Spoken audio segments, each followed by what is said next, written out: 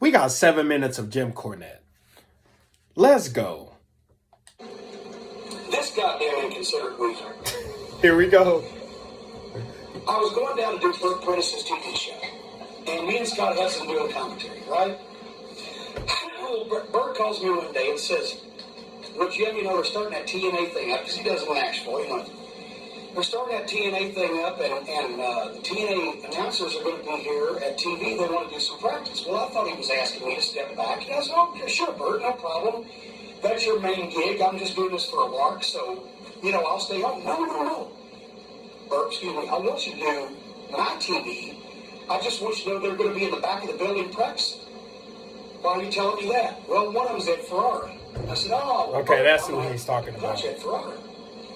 He said, "Well, I knew there was heat, and I'm wondering if you could not fucking be moved, because, I said, "All right, Bert, I love you, you're great, been nice to me, that's your main gig, I won't hit it."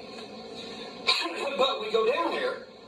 Now, I never promised him that I wouldn't tell Ed Ferrari, but I thought of him.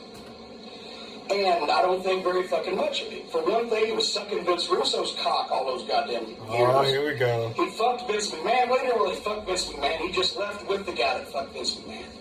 But also, he's a goddamn embarrassment to the fucking business. And besides that, the main thing was Jim Ross.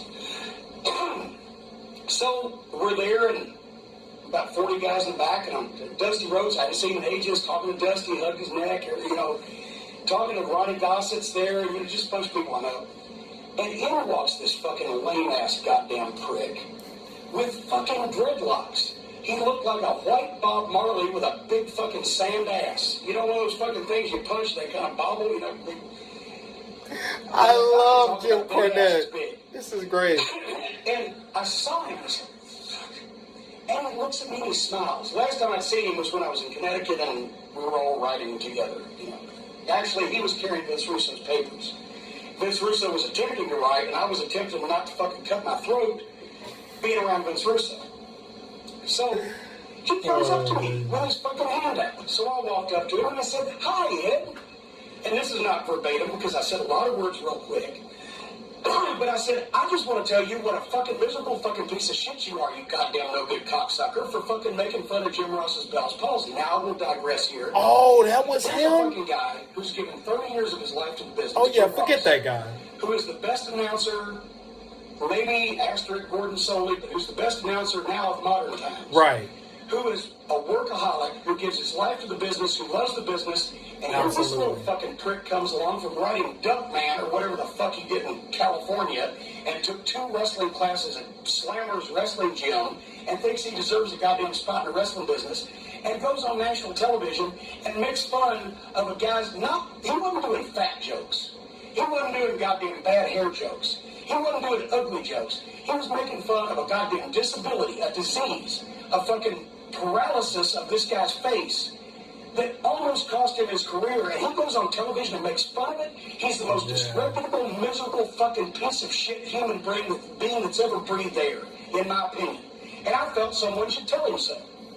So I said, "You fucking miserable piece of shit, for making fun of Jim Ross's Bell's palsy, I want to tell you that you're a goddamn cocksucker. Fuck you, you fucking miserable asshole." I love this guy. "Oh, really?" I said, "Yeah, really." I said, "Jim Ross has more talent in his little finger than you got in your whole stinking body. It's a goddamn shame you ever got in fucking wrestling business to begin with.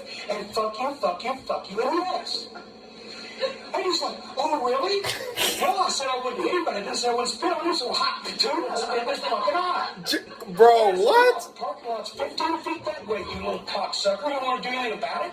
I don't know that I can whip him, but I was willing to try, whereas he didn't even have the goddamn balls. If you took Ed Ferrari's fucking nuts and you fucking threw them into a goddamn drinking straw, they'd look like a kernel of corn rolling into a storm drain. He's a goddamn cowardly, miserable fucking prick. He had the chance to fucking defend himself, he had the chance to fight me, and he wouldn't do it. Not because I'm goddamn King Kong or Godzilla, because he's a ballless, nutless, cowardly, yellow-bellied fucking prick. And I spit in his fucking face, and I asked him to go outside, and then people started coming over, and he wiped his face off. He said, "I've got too much respect for all the people here." I said, "You don't have any goddamn respect, you fucking ass lick. That's why we're having this conversation. Fuck you." And he fucking went off in the back of the building, and I never saw him again. I did the television show. He fucking played with whoever's dick he was playing with that night, Oh. and I haven't seen him again.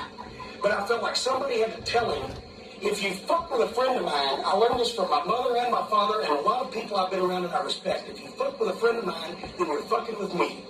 It wasn't about somebody didn't do a job for me, or somebody didn't pay me back this money, or somebody didn't fucking give me interview time, or any wrestling pissy ass bullshit. He made fun of a person who I respect and has been a friend to me. Yeah, that was fun of cold. Their fucking disease. That was as their low as you could possibly disability. go. It almost cost them their career, and I think he should be run over by a goddamn 18-wheeler in a fucking street. And fuck it. Tell you one thing, that fucking Ferrari, real quick. The goddamn miscarriage thing. Did I tell you that last time? I don't remember. Real quickly, Terry Reynolds has a goddamn miscarriage. And I went up to Ed Ferrari. I said, you fucking idiot. I said, what was that all about? Well, it would happen on Dallas or whatever. I said, what shit? They don't look at it like a TV show. They don't look at it like characters. They believe in these guys. They know it's a work now, but still they believe that this guy really is this guy. Ric Flair is Ric Flair, blah, blah, blah. I said, a miscarriage is going to leave a bad taste in the people's mouth that it's ever happened to. The people who know wrestling's a work are going to say, well, that's in bad taste. And the people who don't know wrestling's a work are still going to say, oh, that's kind of uncomfortable. And it didn't sell any tickets or any pay-per-views or draw any ratings. It was just worthless. I said, I would personally punch you in the face, Ed. This was before we had... You're talking about this. Yeah, I'd punch you in the face, you know, if it happened to my wife. Just because it's needless. Right. Yeah. They got to understand, if you haven't been a performer, it's not writing word for word and laying everything out. You got to go out and feel it. You got to play to the crowd and be yourself. And you got to let the guys do that. You got to show them how to do it. You got to show them how to feel the people, and then you got to let them. And for somebody who's never been in that position, it's very hard for them to understand how to do that. Pause. Forget Ed Ferrara. That was messed up making fun of Jim Ross like that, man. Heck no. I love Jim Cornette. Please, if y'all have more Jim Cornette videos, please leave them down in the comment section and I will react to them. Show me some love and subscribe to the channel. Like the video. Until next time, peace out, y'all.